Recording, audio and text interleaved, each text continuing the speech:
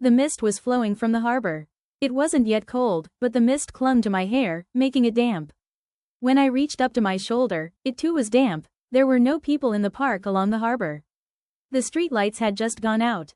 A few meters ahead, the river continued from the harbor, and the oily water shimmered, but because of the mist, it was hard to tell if it opened up into a mouth of the river. I left the park and made my way through the warehouse, heading towards T's bar. Across the river, there was some brightness, but the buildings were still invisible. The mist won't clear until the sun rises. Wiping a glass and looking at me in the mirror behind the counter. He wiped each glass meticulously, lining them up on the shelf.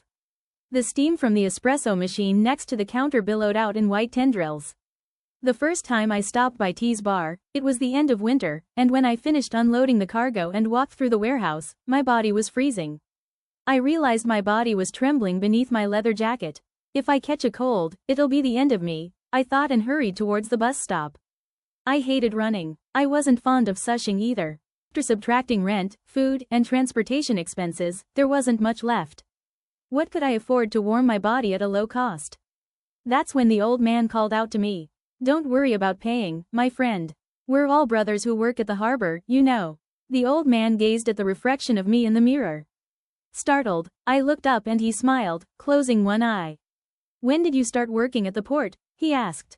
The old man offered me a glass of brandy, laced with scalding hot water. It's easier to drink with some sugar added, he said. He pressed a cube of rock sugar, nestled in a rough tin jar, towards me. As the brandy diluted with hot water twisted and swirled like a smoky snake, I observed its movements within the hot liquid. I started yesterday, I replied. I figure as much, seeing that unfamiliar face. Are you here to stay? The old man turned his back to me and faced the mirror, initiating a conversation with the reflection of myself in it. It's been about 2 years. I was studying art, but ran out of money. Don't you have any support? I never had any to begin with, I said, feeling the hot liquid trickle down my throat, flow into my stomach, and spread warmth throughout my body. I thought I could manage while working. Drawing portraits and signboards, you know. Not what I want to paint. Drawing portraits is just a means to an end. In my opinion, they're the same thing. The old man said, facing me. What matters is for humans to keep on living. Whether it's art or portraits, it doesn't matter as long as you can make a living. You're right, I said, feeling warmth filling me and a sense of happiness. I was glad to be working at the port. There was no need for me to silently observe people passing by like a row of status, waiting for a stroke of luck to come my way. Street work, where I had to rely entirely on others for my efforts, motivation, and skills, was unsuitable for me. At the port, there was no need to wait, and the clients were not capricious. If you don't have any work, I can take care of you through the union, the foreman told me on my first day. I'll cover the union fees. As long as I have the motivation to work, I can manage to get by. I can somehow afford to pay for my room. And the comrades who work at the post support each other. I felt the warmth of the liquid coursing through. When you have extra, you can pay me. When the old man left the bar, he said that and didn't take any money. As I left the bar, I saw my reflection in the mirror and the old man polishing glasses, smiling. Nearly half a year had passed since then. Summer was hot, but the nighttime unloading made it easier. However, working alternating shifts between day and night was tiring in a different way. The boss scheduled my shifts between day and night, but regardless, I gradually lost the desire to paint. Just forget about it, said the one-eyed man, my partner, when he got drunk at T's bar. Wake up in the morning, eat, work, take care of your wife, and go to sleep. That's what life is about, don't think about anything else, he said. I didn't have a wife, but I had arranged to meet a girl who worked at the fruit market counter across the river on Saturday nights in a motel.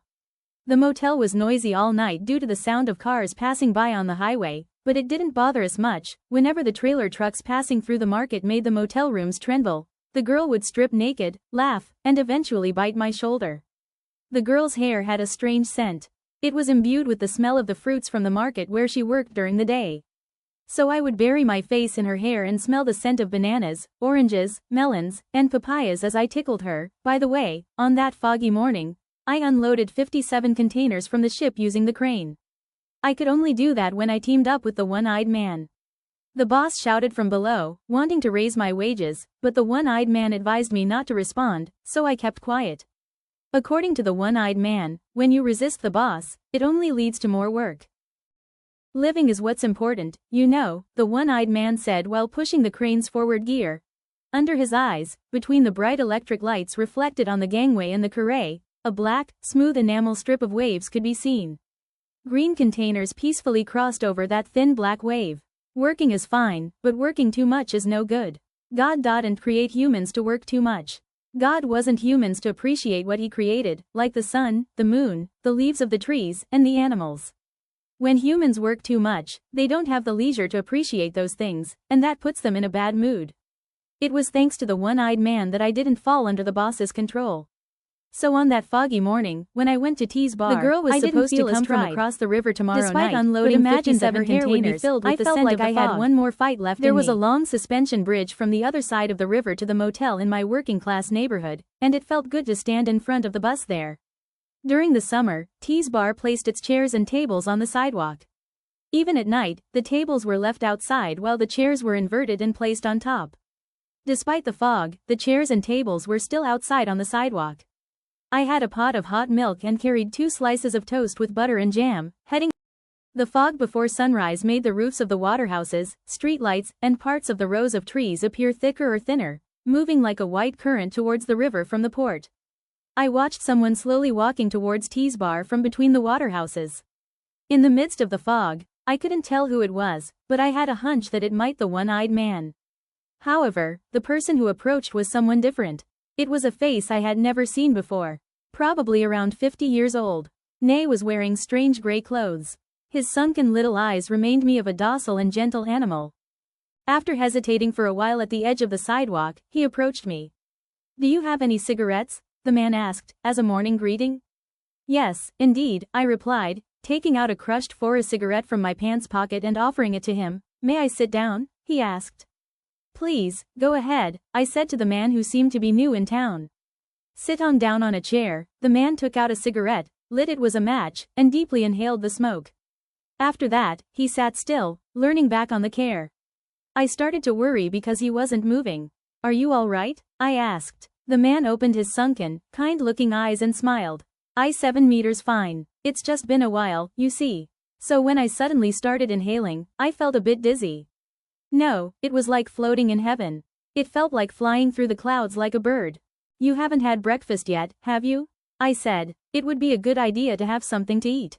The man shook his head at me. "No, it's fine. Just cigarettes are enough for me. As you can see, I am like this," I said. In an instant, a shadow of sadness or confusion seemed to flash across the man's face, but I noticed it.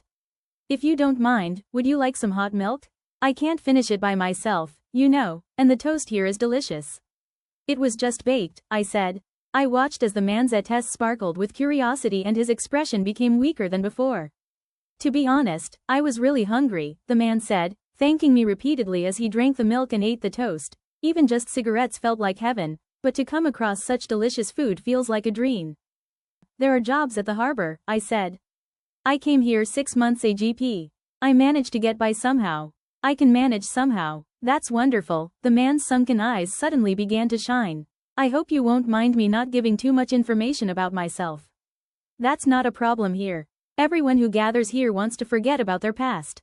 If you come here, you'll be able to make it somehow," I said. "That's as great. Being able to work freely without worrying about the past. And here, no one works beyond what they need for that day. They earn only what they need for that day, and the rest they leave to God," I said.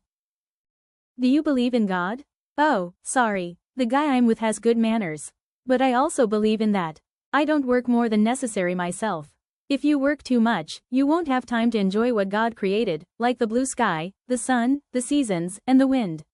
"That guy thinks that God wants human to savor what he has created," I explained. "You're quite philosophical." "No, I'm just a simple man. I understand that person's feelings as if they were my own. There are jobs at the harbor. I would like to get to know that companion of yours." "You can. He will be very welcoming. There's also a nice restaurant where we can have a meal together." "I haven't been lucky at all in my life," the man said, blinking his small sunken eyes. "But it seems like my luck might change this time. I would love to work here if possible." "I'll introduce you to the boss," I said. I've never been lucky, the man said, with his eyes cast down. Not since I was a child. I don't like running, you see. Well, we're in the same boat then, I said, feeling quite amused. I don't like rushing either. I prefer taking things slow. Because of that, I was often called a fool when I was a child. It seems there are others like us in the world, the man said, looking at me with his shallow eyes. If I had known you earlier, I wouldn't have had such bad luck, I suppose. I'm not particularly lucky myself, I'm just a man who failed to become an artist, I replied. Everyone fails at something. It's actually a good thing if things go as planned. People like that usually end up dying in car accidents or plane crashes, he said without a smile. Well then, aren't you lucky? The man said with pee out laughing. Yes, once in my life, I was lucky, just by meeting you here. I didn't know what to say. If someone said that to me, I would spend all my money to entertain that person. Tomorrow, I was planning to have roasted quail and rose wine with the girl working at the fruit market. But perhaps I should dedicate that to this man instead. I actually hate running, he said, pouring hot milk from the pot and taking a sip. During physical education class in elementary school, they made everyone run. But refused to run. Could it be that you had some health problem? A school doctor came and listened to my chest with a stethoscope. He said, this seakild's heart is healthy. Even a horse's heart isn't as healthy as this, he recalled. The school doctor must have been obsessed with horse racing. That's why he got angry at someone who refused to run, the man said, as if recalling something. I still hated running, so during physical education time, I was always made to stand in the backyard. It was better than running, so I didn't mind. I feel the same way. But then, we had a sports festival. I had to run too. It was a competition with the entire class participating. Each group of about 10 students would run, and when I was put on the starting line, I realized I had to do it. If I didn't run, it would be a big problem. The whole school was cheering for me. Parents, relatives, even familiar faces from the neighborhood were yelling, shouting, and stomping their feet. It was quite a commotion, and just that alone made my head spin. So, even though I intended to run, when the pistol went off and everyone started running, I just walked slowly, he explained. The man looked at me with obedient, small eyes. The fog was beginning to clear, revealing the workhouses, streetlights, and rows of trees in the park. However, the harbor, the estuary, the buildings across the river, and the suspension bridge were still enveloped in the white mist. The sports field was a whirlwind of cheers, the man continued. But then, in the next moment, people noticed that I was walking alone, slowly. The other students were running with enthusiasm, single-mindedly aiming for the finish line. But there was only one odd person, walking behind, slowly. The enthusiastic cheers soon turned into slight unease, laughter, applause, and mockery, and eventually even the fervently cheering crowd noticed. Suddenly, the stadium fell silent, and then erupted into laughter. The guest mayor and the ladies present all struggled to hold back their laughter. Of course, I had no idea what was happening. I just continued walking towards the finish line. Eventually, YHE furious principal ordered the vice principal and the gymnastics teacher to run over and they escorted me out of the sports field. That incident led to me being expelled from a school. Since then, I have never gone to school again. Well, the adults were mistaken, I said. They laughed so hard because you spoke on their behalf. All the adults are being forced to run towards the goal. They knew that. At the same time, they knew they didn't want to run, they wanted to walk. Maybe even lie down. And you did that for them. I never thought of it that way, the man said anxiously. Yes, it's true, I said. Definitely. The adults also don't want to run. They want to walk. It's possible they even want to lie down. That's why they laughed at what you did. You provided them with an outlet for their frustrations, then Terry's no way I would have been expelled, right? The man said, with worried eyes. That's how society works. It's not good for them to have their frustration relieved, I replied. They will employ all sorts of means to keep us as quiet sheep. Expelling you was just one example. They will go to great length to silence us. I wouldn't know about that since I didn't go to school, the man said, casting his gaze downward. It's because society fears you that you experienced such misfortune. Is that so? Society, you see, gets angry as soon as they sense human emotions. They demand that we become quiet sheep and meekly bleat. I have never rebelled. No, I have always lived quietly. I simply didn't hurry. That's a sign of rebellion, I said. Not hurrying? Yes, not hurrying. Because if among all those who are in a hurry, there is one person who doesn't hurry, that is rebellion. I see, I see. The fog began to lift, and the sky across the river turned pink. The buildings and the fruit market across the river floated on top of the mist. The eastern side of the warehouse was bathed in the red morning sun. The fog flowing over the river also turned pink. It's beautiful, isn't it? When the fog is dyed by the morning sun, the man said, staring at the harbor.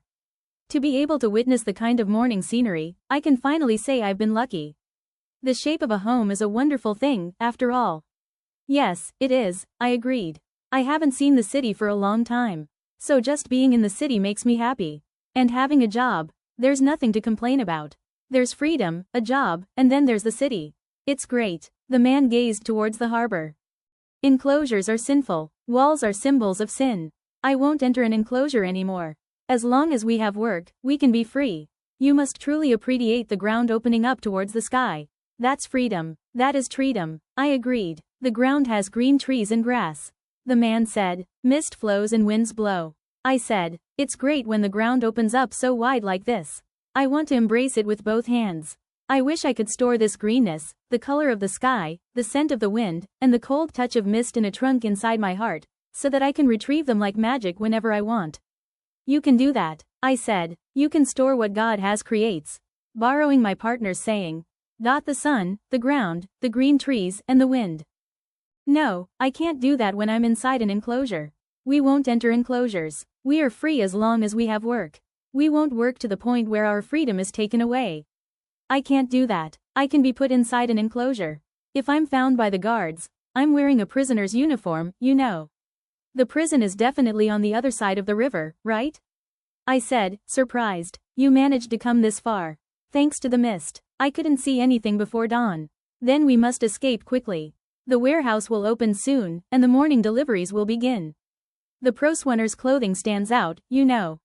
There are also motels. Motel? Is a motel okay? It's a casual place. It can be noisy through. I love it when the ground opens up towards the sky like this. This is where humans exist. But isn't the ground always opening up towards the sky? No, usually it's enclosed. To keep people out, to prevent theft, to avoid peeping, and to prevent those inside from escaping. I don't like enclosures. Yes, if I have to live inside an enclosure, I'd rather be dead. The man's sunken, small eyes sparkled with some kind of passion. Through his voice was low and calm, he said it with great intensity. I don't like enclosures either. I nodded in agreement. I observed as the morning light streamed in between the warehouses, reaching the spot where we were sitting. The trees in the park were beginning to turn yellow, while the flower beds still displayed summer blooms like geraniums and salvias. The fallen leaves on the green lawn sparkled like they were wet, illuminated by the morning sun. You should head towards the town. I have the spare key to a motel. I've rented it for 2 more days. You can borrow clothes from this old man.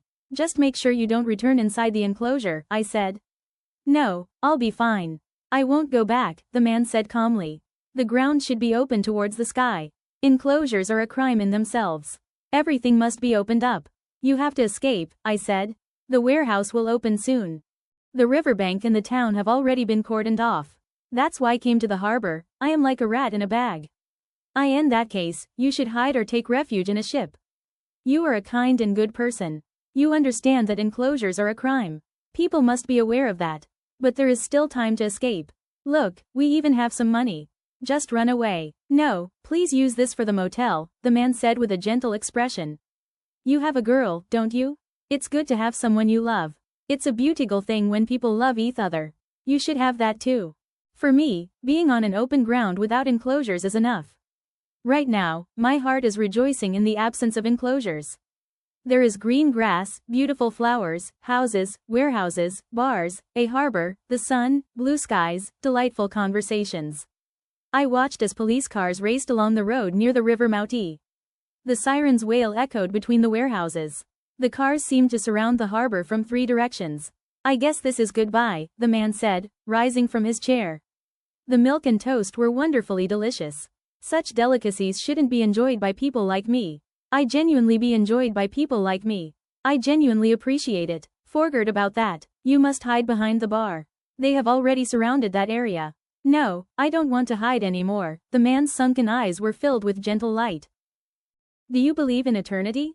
If you believe in it, I have no reason to object, I saw, id.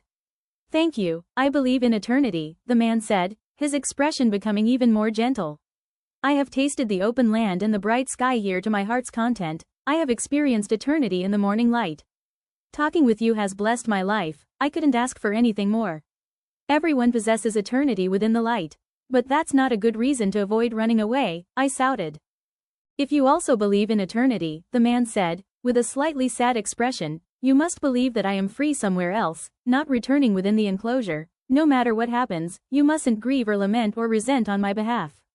I may have been unfortunate, but I don't consider myself unlucky now. So I'll be off. Okay? You mustn't mourn for me. There are police cars parked beyond the warehouse. Police officers and guards wearing black uniforms spiled out of the vehicles like dolls and spread out in a single line, approaching T's bar. The man in prisoner clothing waved my hand and started running towards the park. The morning light of early autumn shone brightly from the clear sky, piercing through the mist. The trees lining the park were beginning to turn yellow, and occasionally, leaves scattered across the morning light. The man in prisoner clothing continued running through the rows of trees in the park towards the harbor. He attempted a sprint that would be the only one in his lifetime. Running as if believing it could take him to a distant, unenclosed country. A country where he could leap forever. The police officers and guards are also running. Like black hunting dogs, they darted through the groves of the park. I heard a shout, "Stop." They threatened to shoot if he didn't stop. I could no longer see anything. I pressed my face against the marble tabletop and covered my ears. The marble was cold, still wet from the morning mist. The light was streaming directly into T's store. Seagulls danced in the air above the white larder. God, please forgive us, I murmured. We humans are not worthy of you. But please wait a little longer. Please wait a little longer. It may take 1,000 years or 2,000 years, but please wait a little longer. It was a meaningless plea. But I couldn't help but utter something. When I raised my head, it was the moment the last police car disappeared around the corner of the warehouse. And soon, the sound of the iron gate of the first warehouse creaking open could be heard. Meanwhile, the factory sirens in the direction of the harbor wailed on and on.